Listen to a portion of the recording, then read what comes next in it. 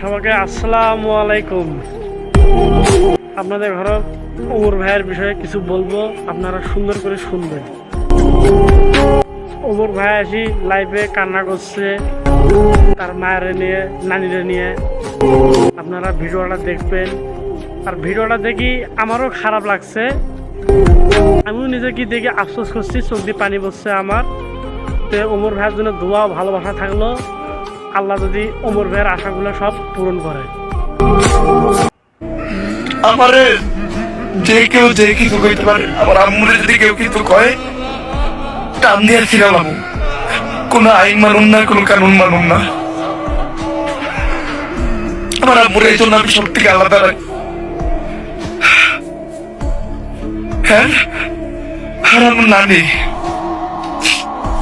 আমি এই দুনিয়াতে সব থেকে বেশি যদি কারো ভালোবাসি এটা আমার নানি। আমার নানি